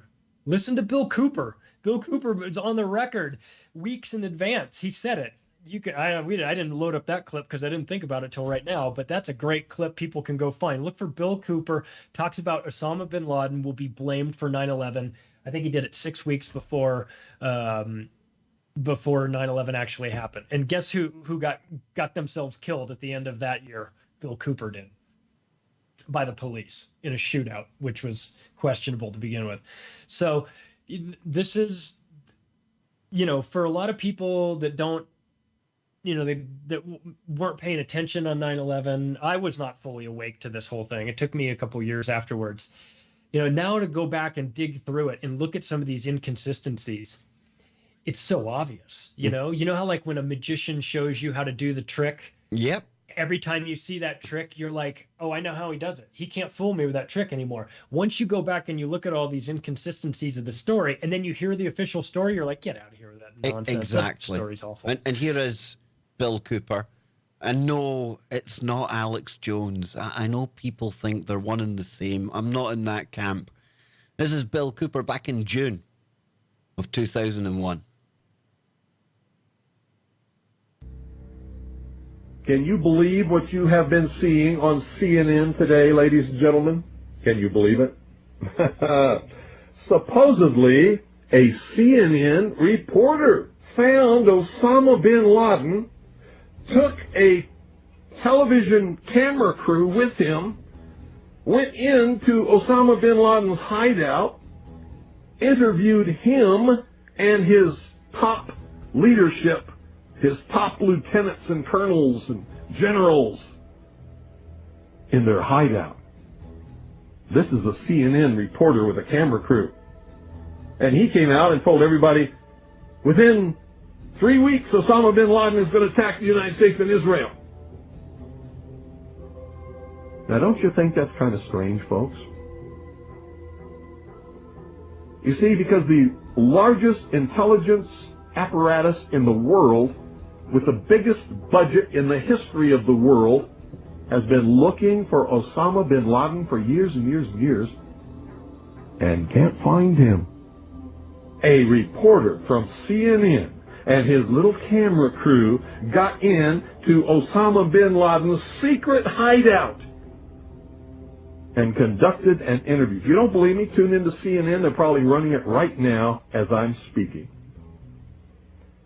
And if you believe it, you are one of the stupidest jerks that ever lived on the face of this earth.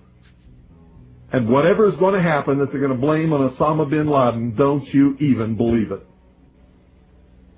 When in hell are all you people going to wake up?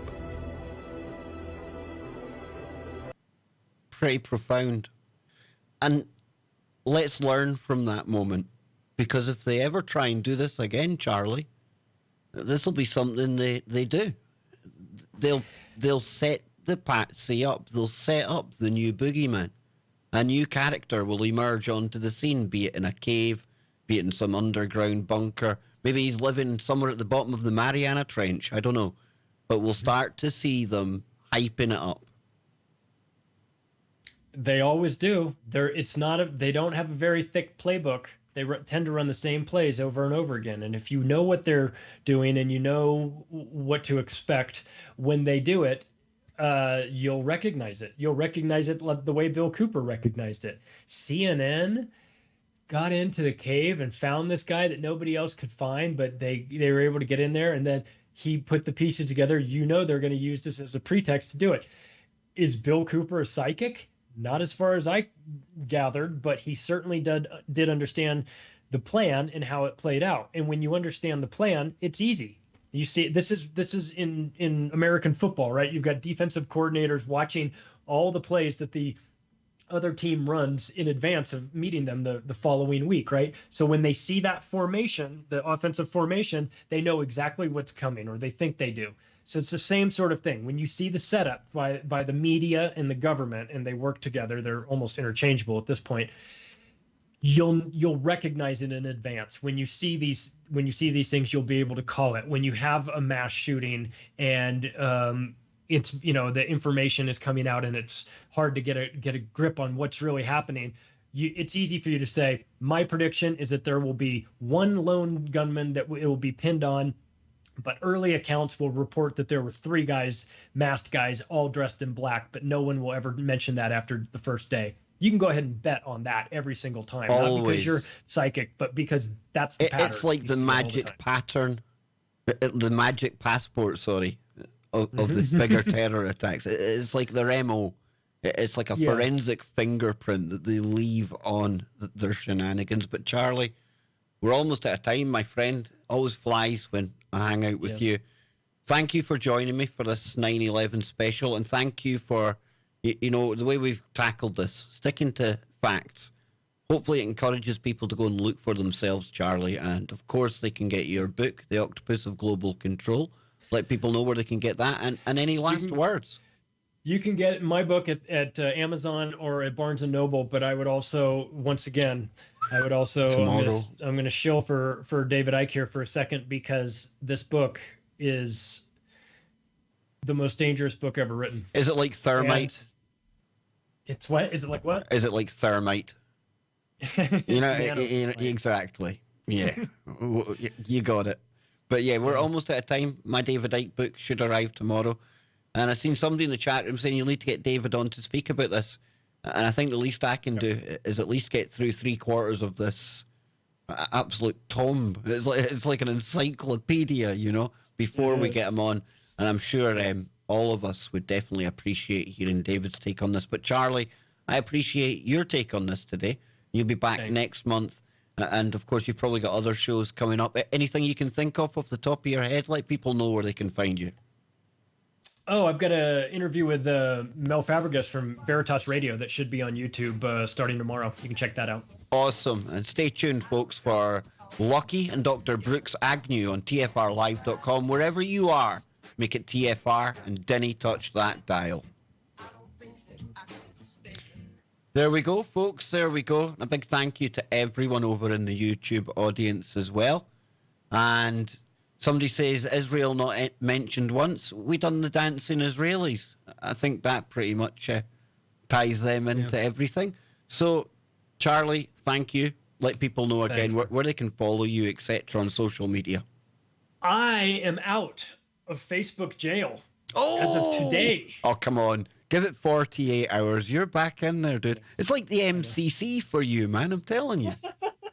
Yeah, the cameras always fail at the last second when I'm in my Facebook jail. I got a cell next to David Icke and all these other troublemakers. But yeah, I'm out of Facebook jail. So you can find me there for as long as you can. You can find me on Twitter.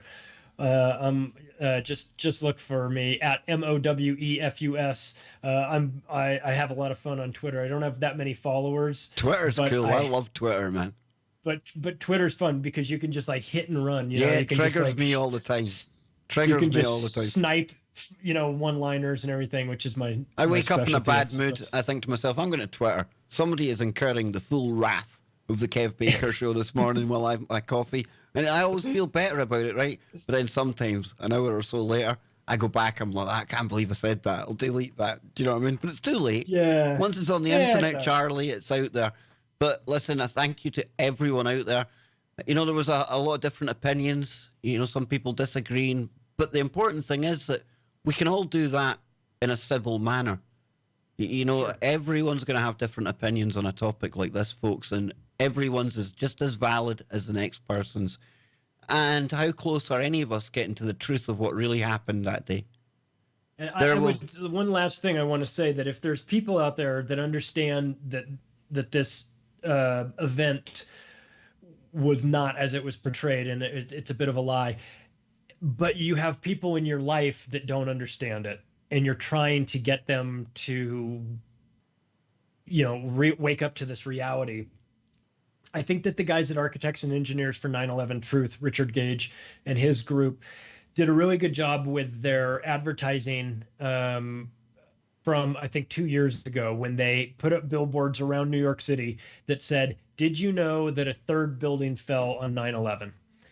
It's very simple. It's a simple question. And there are a lot of people out there that do not know that a third building fell. And the reason why that's important is because obviously, when you watch it come down, it was a controlled demolition. And the fact that the media didn't talk about it, that the 9/11 commission report, or 9/11 omission report to be more accurate, didn't discuss it, leads you to believe that they are trying to pretend like that building didn't exist and that wasn't a part of it, even though it's the largest steel frame building to fall in the history of steel buildings world, that usually don't fall, with the exception of the two other buildings that were Building 1 and Building 2.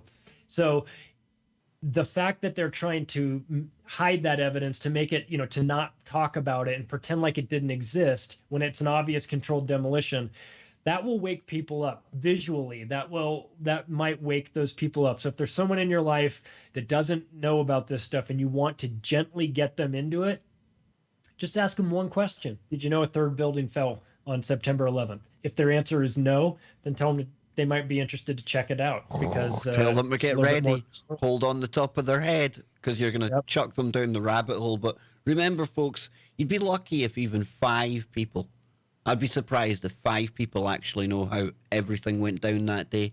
And I suspect anyone that had a big enough piece of the puzzle would have met some untimely end by now, because dead men tell no lies. And I imagine, Charlie, that, you know, whether we ever get to the truth of the matter, much like JFK, it's not really the issue here. It's the fact they did do it, what they've used it for, and how we can prevent something like this happening in the future, and to be able to see the telltale signs in case they try it. Yeah, knowledge and an understanding that this is something that governments do to the people, that the governments are not on your side. They are not looking out for your best interest. That's a fairy tale. You need to wake up from that, and be an adult and understand that they are not your mother and father. They are not looking out for your best interest. They have a different agenda, and you are just part of their plan. They will use you and discard you if they need to. They do not care about you. Understand that just because you aren't a psychopath and you wouldn't think to do this to other people doesn't mean that other people wouldn't think to do this. There are some devious and horrible people out there, and psychopaths on a level that we find themselves. Yeah, it's like psychos we've never seen, dude. These are a level above psychopaths. They really are. And remember, folks, you know, Charlie's book, we often say it's the perfect kind of thing to, you know, talk about at the kitchen table, the dining table with family, because family are sometimes the hardest to really speak to. But always remember, you know, even though it could be surprising if somebody hasn't woke up to 9/11 by now, never make them feel stupid. And don't play into that stereotype that the media set up for us. Don't act like the crazy guy.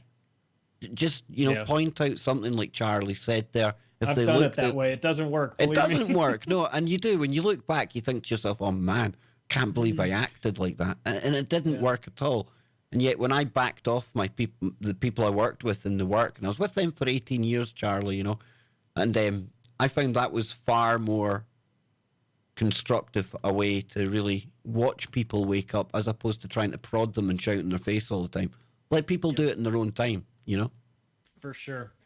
But be vigilant, you know, make sure you never, you know how people say never forget 9/11. Well, you can forget the official story. Let's try and, you know, never forget that there are people in positions of power that don't give a damn about you, and they will use you for their agenda, even if it involves a mass ritual sacrifice of 3,000 plus people in order to justify. And we could do another show. Endless war. We could do another show on the metaphysical kind of, you know, occult side of what was a ritual that day. But we're out of time, folks. And I'll be back tomorrow on the daytime stream, fingers crossed. Seems like the cough's getting a lot better now. So thank you for sending all your love and energy my way. Took the day off today. So I could be, you know, 110% for this tonight with Charlie. It's the very least I could do. I want to thank you all for tuning in. Remember, check me out on tfrlive.com, the home of the Kev Baker Show. Won't be simulcasting tomorrow night, so please head on over to the website and check out Charlie's work, the Octopus of Global Control.com. So for another night, keep your minds open, but not to the point where the brain turns to black goo. And I will leave you with some cool tunes here to play us out. And I'll catch you. I'll get you on the other side of this, Charlie, okay? Okay.